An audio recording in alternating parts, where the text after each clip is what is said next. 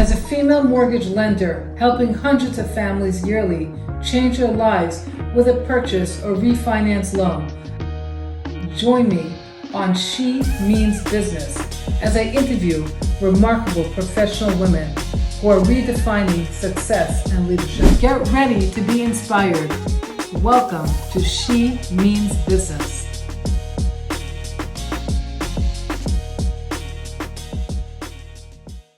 Hi, my name is Leah Freiman. I am the CEO and co-founder of ItCon, which is an IT company, and more recently, Aegis Trusted Defense, which is a compliance cybersecurity company. We service clients mainly in the healthcare sector. However, our clients range in all different industries, all types, sizes, and anybody that needs IT, security, and or compliance services knows to come to us because, as we always say, we win together or we win together. There is no other way. Hey, welcome to another episode of She Means Business, and I am privileged to have with me a good friend, Leah Freiman. Now, Leah Freiman is going to tell you her incredible story, and she is currently the operator, director, she'll tell you all about that, of ItCon and Aegis, Trusted Defense. So I'm going to introduce you. This is my introduction to Leah, and I want you to share with our audience your story, and then we'll talk about how a person, you'll see when you see her story how great it is. So just start. Thank you. Yes, we are friends from many, many years ago. We met when Leah was about 3 years old. Now, actually, we met before Leah was born. Something like it, yes. So, as you know, I grew up the youngest of 8 children, and I was just born with fire. And I was born with a lot of energy, kind of a lot of spunk. I was always doing something. What I do in a day, people don't do in a month. I'm constantly moving, constantly doing. I love to help people. And I always loved it. I worked with special kids, and I used to do a lot of chesed. I used to go places. I was always busy doing something. So I got married. My husband was learning. I was teaching music from when I was in 10th grade. And I continued teaching the music. I was a graphics designer, not very good at it. So I used to do mainly the typing because I wasn't good at the graphics, but I love the computer. And when I was in my 7th month with my oldest child, I saw an ad for a mortgage broker. I was like, hey, I could do this. I can make a lot of money. Why not, right? So, the energy piece of me just took over, and I gave up my job, and I became a mortgage broker. And I sat down, 2 days of training, and the 3rd day, you're like on your own, right? That's the mortgage industry? Yeah, that is the mortgage industry, and I appreciated that. Wait, how long ago was this, by the way? This was in 2003. So I'm going to say that was a mortgage industry. That lack of training, just getting into it, is what got the mortgage industry in trouble. Not from you, but just in general. Oh, please, the crash happened because of me. So how did the crash happen is because I got into the business. So, I didn't know anything about sales. I didn't know anything about anything. I wasn't even listening to the trainer for 2 days. You think I'm going to sit and listen to somebody, right? It doesn't work. So I opened up the phone book and I started making calls to people, and nobody was interested in talking to me, right? And then I called my friend's father, and Shmuel Klein.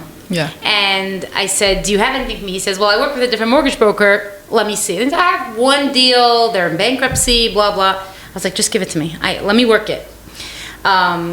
I made the call. She's like, all right, I'll come over to your office at 4 o'clock. I called up my trainer. I said, listen, somebody's coming in at 4 o'clock. I don't know what to tell her, but I do know that I want her deal. She came in, we hugged, and we were talking, and she worked in Northern Metropolitan where my grandfather was. I made that connection. Without knowing sales, I kind of made that. I knew what I had to do to connect to a person. And I said, all right, I'm going to have my best processor work with you on your deal. We're going to make this happen. 2 weeks later, I closed my first deal. However, what I learned from that is that you just have to connect to people in order to do deals. And that's when I started getting more deals. Now, the people, he's a bankruptcy lawyer, so the people he deals with were all in bankruptcy. So people like me got the market crashed down. I just want to say one thing, just to talk about that, because I hear from your experiences, you innately did the right thing. Yeah. You're innately connected. None of You don't that. suffer from analysis paralysis. Right. You had a hot lead, you had them come into the office, and you had to find out how to do it. Exactly. So if you look at sales training, and years later you'll talk more about that, but when you look at sales trainers, they teach you different tactics. So a lot of things that innately are what people have to be taught. Exactly, yes. And when looking back, it's interesting to see how many things you didn't write. And But I'm going to interrupt you here. My close ratio on deals is between 89 and 90%. okay. Most people's close ratios, a good close ratio is 50, right? Sure. In the mortgage broker, in the mortgage world, maybe even Yeah. less. In my world, it's 25, 30%, and I'm at 90%. Why? Because I didn't learn this stuff. I was born with this stuff. For sure. I was raised like this. Because you have it innately in you. I have it in me. I connect to people right away, and I know.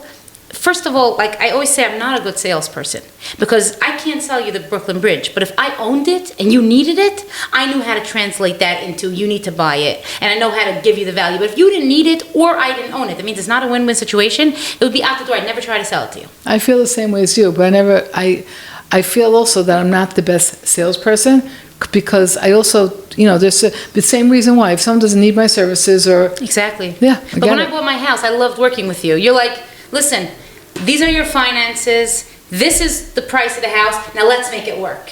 For sure. And that's a real salesperson. That's a person that knows how to sell because I needed a mortgage. You knew how to maneuver the world to I knew get how to it. make it happen for And you you. to make it happen, and that's all that So has to happen. basically, we're not salespeople. People make other people's dreams come Exactly. true, or make other, what is the expression? You find a need, you fill the need. Exactly. That's what sales so is let's. about. So basically, you finished. You went to the mortgage business. You caused a crash. What happened next? I caused a crash. We had 3 children by then, but I was always doing music the entire time. And I loved music. I had about 30 students at any given time. There was a big waiting list. I loved music. I love music till today. And so there's no more mortgages. And I was talking to my husband and I said, how about I don't want to be a working mom. Maybe you go out, find a job. I'll keep doing the music so we'll have money to support ourselves. So yeah, he was good with it, and he opened up the connections. He found a local circular. He found an IT job. He's brilliant, my husband. So he went down there. He got the job. 8 months later, he lost it. But he said they closed. He left. I don't know exactly what happened, but yeah, the business closed after he left. So he said, I love the field. I hated the job. I loved the field. He went to New Horizon in Manhattan. He went to learn IT for a year, and at the same time, because that business closed, all their customers, my husband was the only worker there, so all their customers kind of called him up on his cell phone, like, can you fix my computer, can you fix my... So we had a little bit of income coming in from that. We had a lot of income coming in from my music. And at the end, after he got his certifications, he got a tremendous amount of certifications in that 1 year. It was a 9 to 5, and he was there the entire day. Yeah. He went to look for a job, and he couldn't find one. So the spunky me said, what's the big deal? I'll open a business for you, right? Like, I'm neat and organized, and I got this together, and why not? So he's like, sure, let's open a business, We opened it in the 3rd bedroom in our apartment, and it was kind of the break-fix people, like, that he dealt with in the other company, and slowly we put in an ad in the connections. Slowly, a couple of customers came. By 2012, we realized that we're not going to make it by looking at a computer. It could take 5-6 hours. No one's paying you. At that point, we were charging $65 an hour. It's a lot of money, right? No one's paying you that kind of money because all you did was fix my QuickBooks, right? But you don't know what it took me to figure out that I had to fix the QuickBooks. So he did a lot of research, and he found that managed services is the way to go. It was the hype of managed services. That's when people were turning into managed services providers. And we looked into it. We got all the programs that we needed, and from 250 customers, that means a customer could have written us a $5 check or someone that came to us repeatedly. But from 250 people that have ever written us a check, we reached out to all of them. We told them we're going to be doing managed services. We're charging on a monthly fee. Only 2 stayed. One of them is my customer till today. And one of them, I don't remember what, but I just remember that. I don't remember who it was. I remember that 2 customers stayed. And that customer, by the way, I've never raised his price yet. Oh, it's such a shame I didn't go back. I told him, Jack, you are the person that helped me start my managed services. I learned on you. You're staying. I charge today $185 per user per month. I charge him still $65. Okay. Okay, so it costs me more. But I have tremendous gratitude to him that he really helped us and allowed us to say, great, XYZ company is still is our customer, and he's doing it, and he spoke to people, and he So nice. Okay. it was tremendous. Like, he helped us tremendously. It was very nice. Today his grandson is one of our biggest customers, and he helped us tremendously. Yeah, we kind of trekked along. I was still doing my music. I gave up my music, I want to say in 2019, maybe 2018. It was very hard for me to give it up. It was just way too hard, because eventually 2016 I had my twins. So, you know, the whole pregnancy beforehand was really hard. And then after they were born, it was just kind of getting used to it. And then 6 weeks later, we bought our house and we moved into it. So it was crazy. I had 6 kids under the age of 9, still trying to work. And we didn't have the office in the house anymore. We had it out of the house. We were renting an office. I didn't send them to, I never sent my kids to babysitters.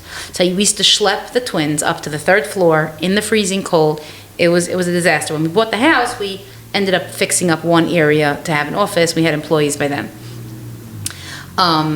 And slowly, I put myself into it. So one of the pieces of my energy is that I do a lot of research. And I'm not going to do something just like that. But I don't need things to be perfect in order for them to work. And I think that balance is kind of my success. I once heard from a very successful person that you should do everything, you have to do everything best you can.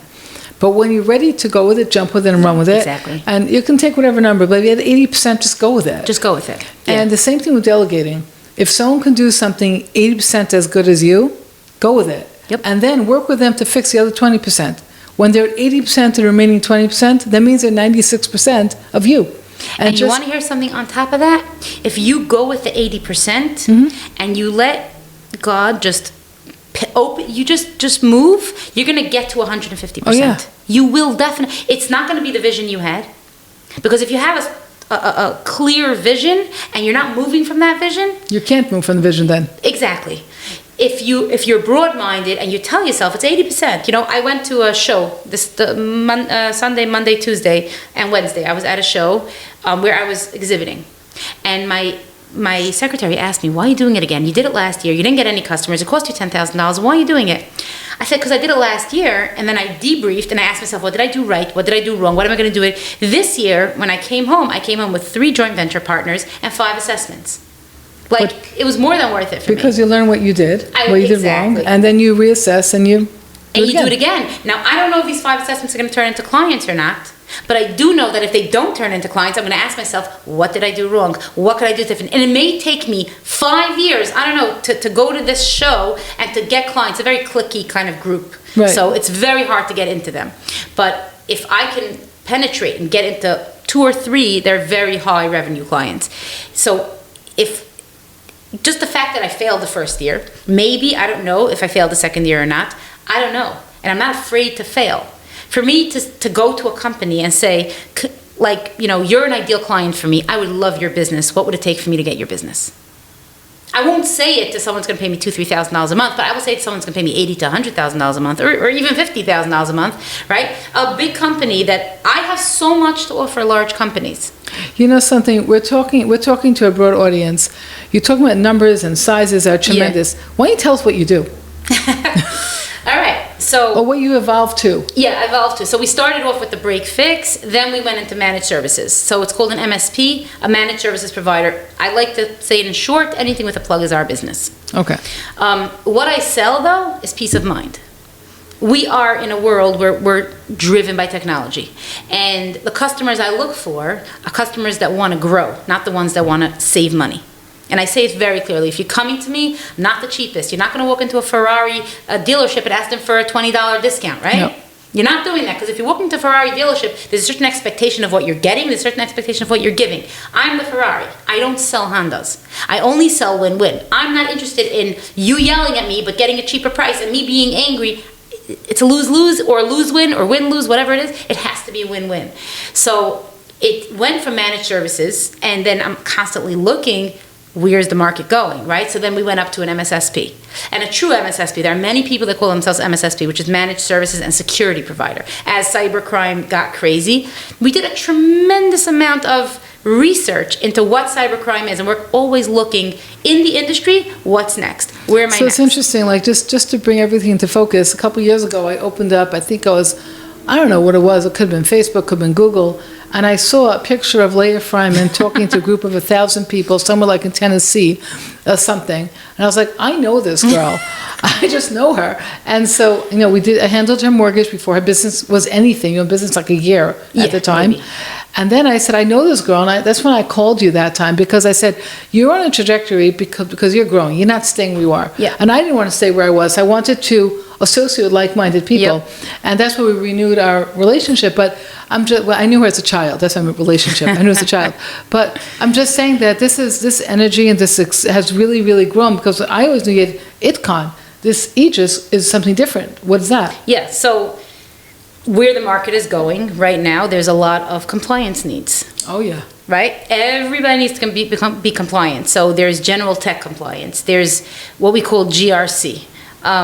Governance, risk, and then compliance. Governance are stuff that we put upon ourselves. Like, I want to tell people there's a certain compliance called SOC 2 compliance. It's a very high level compliance. It's not hard to get, but when you put on your website, we are SOC 2 compliant, you're telling customers, I care about you. I care about your data. I care about your information. I'm doing whatever I could, right? So compliance is guidelines. So the governance piece, a lot of people hire us for the governance piece. I want to be SOC 2 compliant. I want to go with the NIST framework. I want to do certain things that put me above my competition.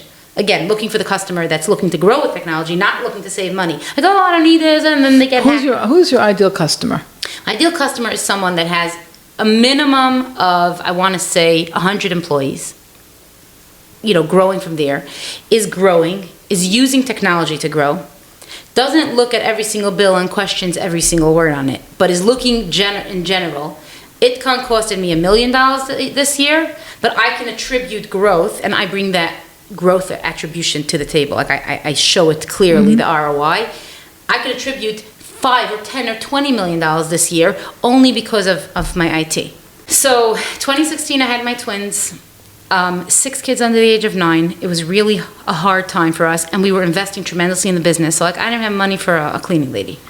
There was nothing there. We had just bought the house, trying to figure it out. And again, this constantly need for investment. In my business, your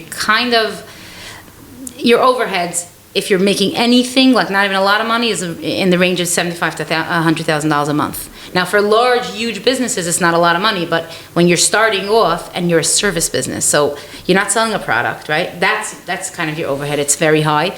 But we trekked, I pushed, and I could tell you that for every single thing, people look at me, oh, because you have this customer, because you have that customer, because you do this, because you do that, you went in at the right time. People have excuses as to why my business is successful.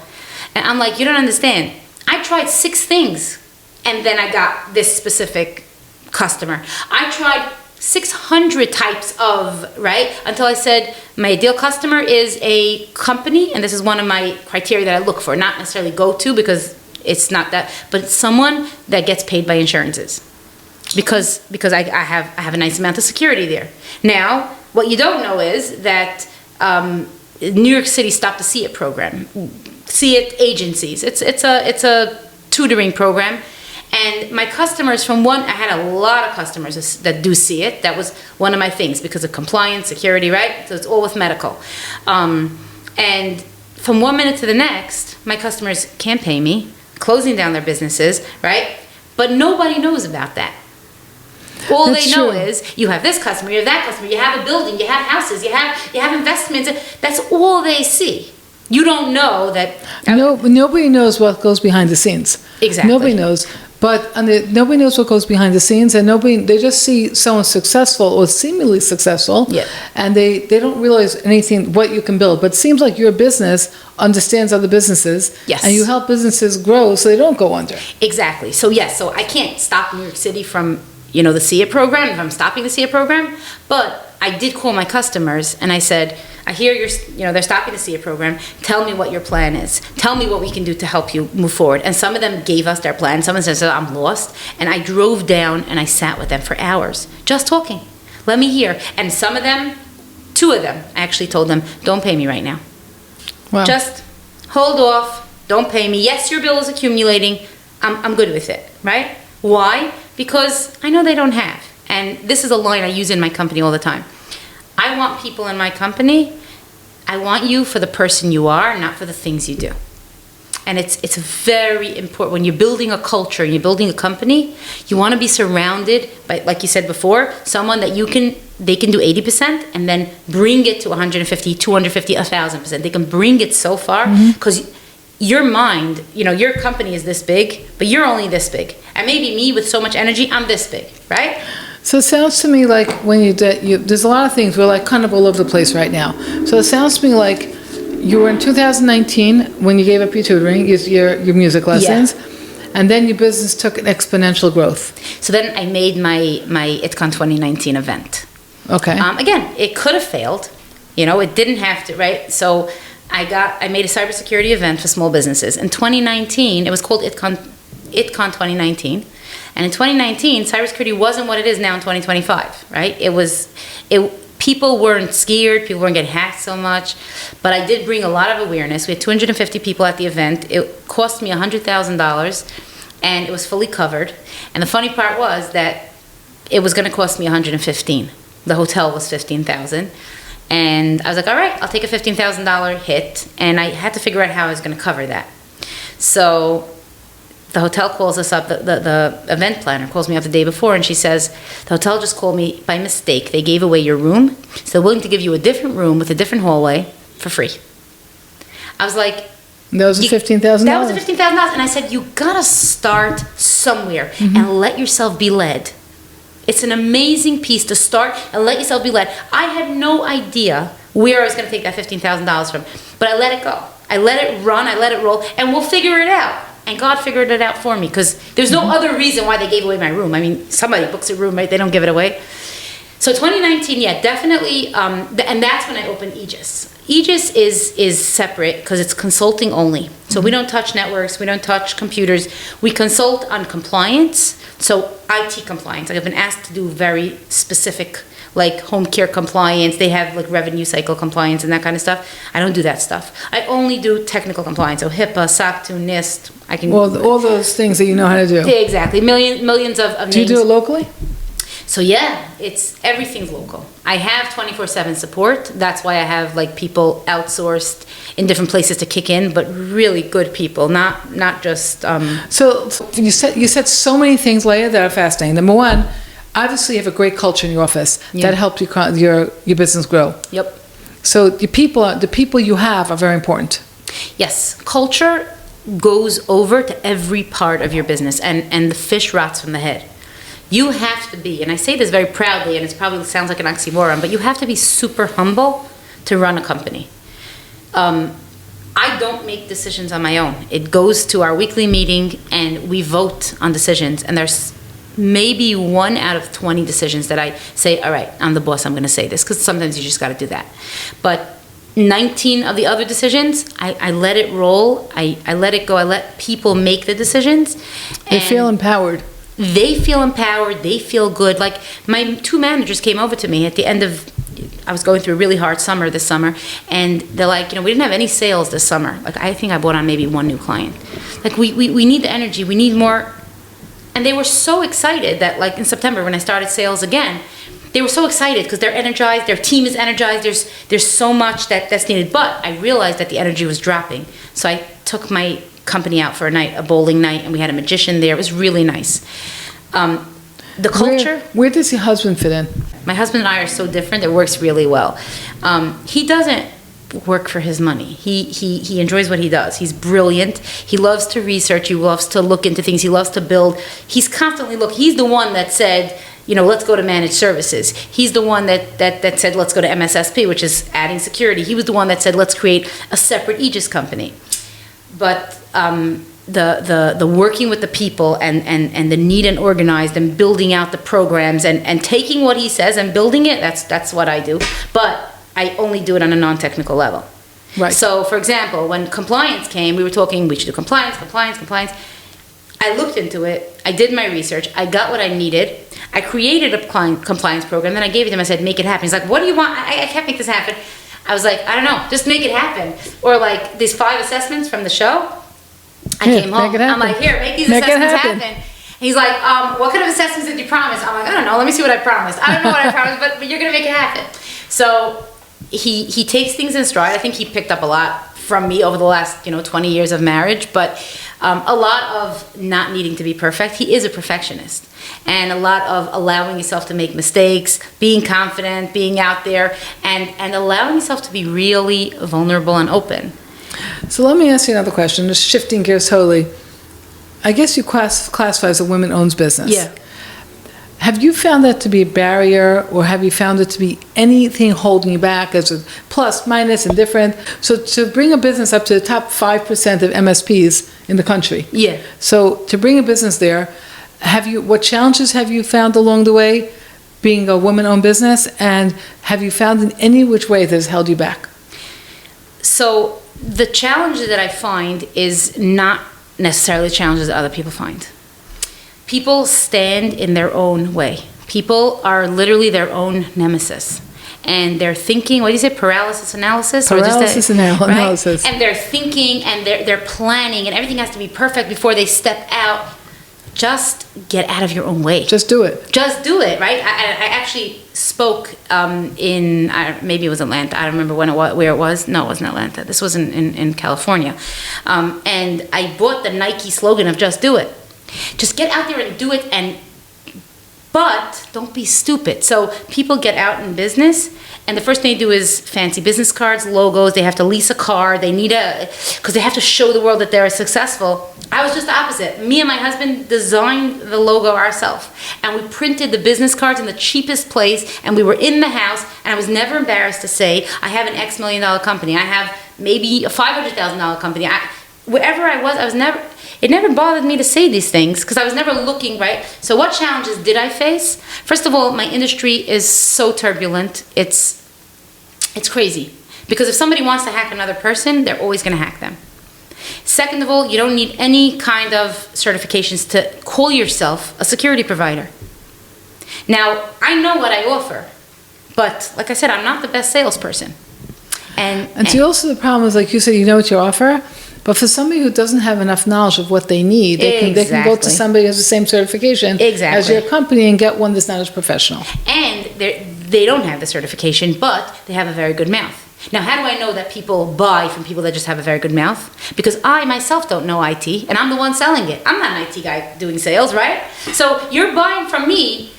This morning I was on the phone with someone, and they asked me, what would you do in XYZ scenario? And I said, honestly, I don't know. It's above my pay grade, that question, right? I'm the owner, the founder, the CEO, everything, but it's above my pay grade. I don't know the answer to that. And I don't need to know the answer to that. I have to know my thing. So the struggle definitely was in building a team. Processes and procedures, which is something that I worked on for the last 4 years, just getting better. You know what I find really hard? And I'm sharing with this. I find that I had the same trouble building a team, processes and procedures, and just guidelines, all that kind of stuff. What I find very hard is the metrics and accountability. KPIs, accountability. I find that so hard. Yep. And that's one of my focuses right now, just to really get on it, because that's what I find really hard. Have you? Yes, I find accountability. That's my shortcoming. One of my biggest shortcomings, I should say, is holding people accountable and accountability. So you have to put metrics in place. That's the only way you can hold them accountable. And so what are you going to do? Like, it's like such a hard thing to think of, to like really what is measurable. So your goals always want to be SMART goals, right? Yeah. Specific, measurable, attainable, achievable, whatever the word is. You always want to have SMART goals. Reachable, and T is something else. But the idea is that we use a line today. It's a scaling up software where we put in our KPIs, our numbers, and we have our Wednesday meeting, and everybody sees everything. And I myself have KPIs that I'm being held accountable on my KPIs. I said I'm going to reach out to 20 new companies a week. That's your job. That's my job. Now, I'm and the that's CEO, measurable. really, it's so not my job. Did you make those calls? Did you make those reach outs? So, exactly. Right. So that's the part that I find a little challenging. I actually put into place yesterday. I wrote down the top 3 job duties of everyone who works for me. Yeah. I wrote down the metrics. I wrote down what they need to do and how you can keep them accountable. Yeah. So I'm starting to work on that now. Yeah. Just on a simple basis. I don't have so many things going on like that. Right. But I still want to have that done. I want to have and I find it challenging to put together and to hone down and to actually keep them accountable. Yeah. I find like I have good people, I develop a good culture, a great team, but that's the part that I really want to like add on to it. So that piece, by the way, is not so much my challenge. My challenge is about me being held accountable. Oh, because nobody wants to tell you what to do, what not to do. You have to hire a high C and a high C person to work for you that's not afraid of you. So I have that. I'm saying, okay, good. I personally have a challenge of being held accountable because there's so much going on. And Are you easily distractible? no, not at all. That's Not at good. all. I just have 30 things in my bucket at any given time. Right. If you were starting all over again, like this business has been a journey for you. Yep. It's been a journey, thank God, going up. But there's been ups and downs in that Absolutely. journey. And there's up and downs that sometimes you're not prepared for in the wrong time or at different times. You know, it's easy to have a failing in your business when your business doesn't make any money. Yep. Because you failed at nothing. Because you didn't have anything. It's like when the person makes, I'm going to make a number, they really have they don't make any money. They barely break even. So if something falls apart, well, they weren't doing anything anyway. Right. But then you could be at a level where you have a lot of things going on. So you have staff in place, you have rents, as you said, all these things happening, and then you have a setback in your business. It could be really challenging. Yep. So if you were starting over again and you were able to talk to, and you were able to do something over again, what's something you would have done different? So, by the way, I do help MSPs get from the 0 to the 1 million because that's the hardest piece, like getting it off the ground to $1 million. With, if anyone knows what EBITDA, with a 35%, between 25 and 35% EBITDA, because that's best in class. 25% is best in class. So I don't know what you're talking about. Whatever EBITDA is net profit before taxes. But anyway, the point is I do help that, and I do speak one-on-one. If any business person ever wants to call me, I don't charge. I'll sit down in my house. I see their business plan. I give direction to new businesses. What I feel the most, and what I think I would do where I failed. The common denominator. Yeah. Let me put it this way: the common denominator between the times that things failed was A, fear. I got in my own way, and B, not being humble. And again, it's me getting in my own way. It's not allowing yourself to get out there because I have a certain image. I have to live up to something. I have to show that I'm successful. You don't have to show anything. Nobody thinks that 2 years into your business you're successful.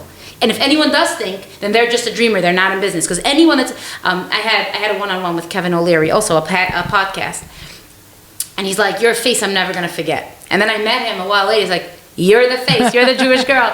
I was like, "How do you remember me?" He says, "Because you are so willing to put yourself out there." And then we had a conversation where I wasn't always willing to put myself out there.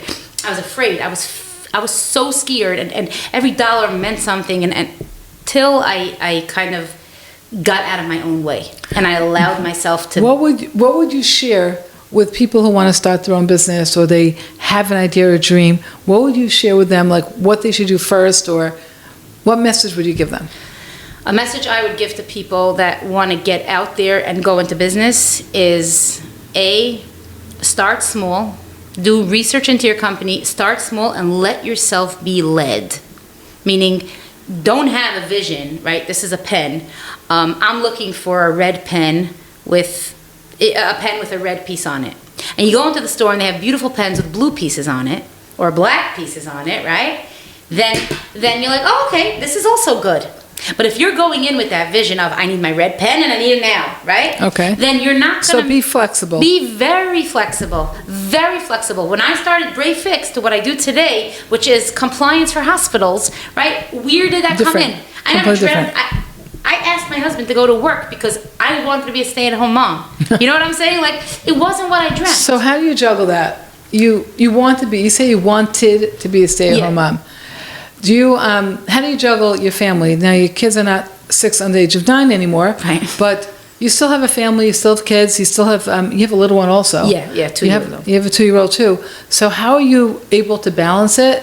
I know for myself, My husband and I had to work together very clearly. We were not in the same business in order to balance the hours I wanted to work or I felt I needed to work. And even now, for an example, I have at home a little one, she's 11, and I have a daughter who's 18 who went off to Israel for a year. So it used to be, the last years, I can come home whenever I felt like, because the 18-year-old was home. Yeah. And I didn't have an 11-year-old home alone. And my husband also sometimes is busy, and sometimes we both come home 5:30 or 6 o'clock. And my daughter would be home from 3 o'clock or 4 o'clock, and it was fine. But my daughter went to Israel. I'm saying this is how we worked it out. We sat down and said she can't come home to an empty house. Yep. So we had to figure out what to do. And Yep. we did. We readjusted our hours accordingly, which works for me and works for him. And we just, I can tell you what we did. So what we did was, my husband comes home now 4:15 every day from work. He worked 5 minutes from my house. And he's with my daughter, and I come home 6 o'clock sharp. Wow. And then we eat supper. At 7 o'clock, we have an aide from my father who lives with us, and so we driven to the bus stop. And my husband's office happens to be across the street. Okay. So he takes it to the bus stop, and he goes to work from 7 till 9. Wow. And then he goes straight to his evening learning partner and comes home afterwards. So we made up to just shift his hours. So you figure it out. We figured it out. Exactly. So I'm home from that time on with my daughter. So this way my daughter's never home alone.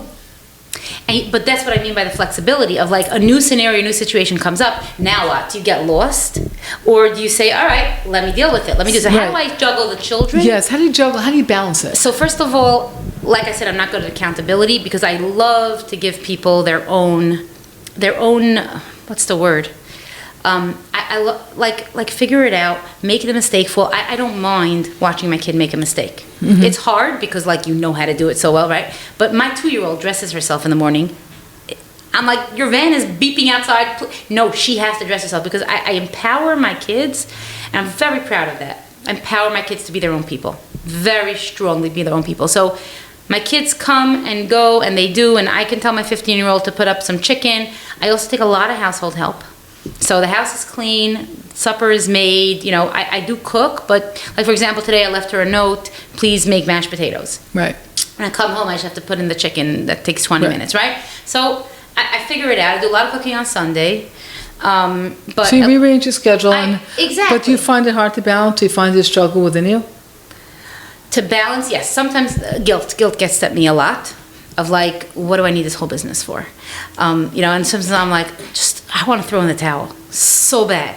And I'm like, what do I need this business for? I just want to be home. I want to be with my kids, especially in the summer. We have a pool. Let's have fun. Let's go out, right? And I'm busy because this, you know, the day before, 5 minutes before we're going to the Megillah on Purim, a company calls me. It's a huge contract. And I go, we were hacked. For me, it's a huge contract. I'm not going to give it up, but like we're going to Megillah, so juggle that, right? But the flexibility allows you to do that because I'm so flexible and I'm very easy. If this didn't happen, it's fine. So it's basically how you juggle by being easy. It's easy, yeah, and you gotta let go. Like my oldest son's bar mitzvah, I did all the miniatures myself. I love the kitchen. I did all the miniatures myself. My last bar mitzvah that I made this year, I told the party planner, she's like, "You're my easiest 80%. customer." 80%, exactly. I feel the same way. You know what? It was gorgeous. It wasn't homemade. It wasn't me. I love to do like little stuff on my own. You can't. You ready? You have to. When you're busy, you have to give up sometimes. Exactly. Also, if I would tell people is the goal never changes. When you work with a goal, maybe the path to the goal is going to change, but the goal itself will never change. And my goal was never money. The money is a byproduct. I don't have like, I don't What get a was good, your goal? My goal was to have a stable family, and I was helping my husband in business, and like I was helping people, and that. I find that also a lot of times that the business just evolved beyond yourself. I don't think when you started in 2012 or 2013, when you started this, you ever thought you'd be where you were today. You just knew you wanted, as you said, a stable family, a stable life. Yeah. And at some point, it's like snowballs. It takes a monster in itself, and you have to roll with the punches with it. I met with somebody right before this. He's like, till I got to know you, I never knew you were not a person that like wants money. I'm like, nah, I really am not. I enjoy it. Money's enjoyable. It doesn't bring happiness. Right. It's enjoyable. You can do a lot of nice things with it. You give tzedakah. You can enjoy your family. You can live a little bit higher lifestyle, but it doesn't bring happiness. So I never had this pull for money. Until today, I don't have a pull for money. My wanting sales is because I love the dollar. I love what I can do with the dollar. if I have to give advice to people, your goal never changes. Your flexibility is in how you're getting to your goal. But make sure your goal is something that's going to give you satisfaction for the rest of your life. Otherwise, you're going to get burnt out. For sure. Right? Leah, I want to thank you so much for coming here. What you guys don't know is it's our second time because our goal never changes, but we got a corrupt file in the middle of the way. So thank you so much for coming a second time. Thanks for I really having appreciate it. And I'm looking forward to keeping up and catching up, and we have to talk more. Yes, okay, absolutely. thank you.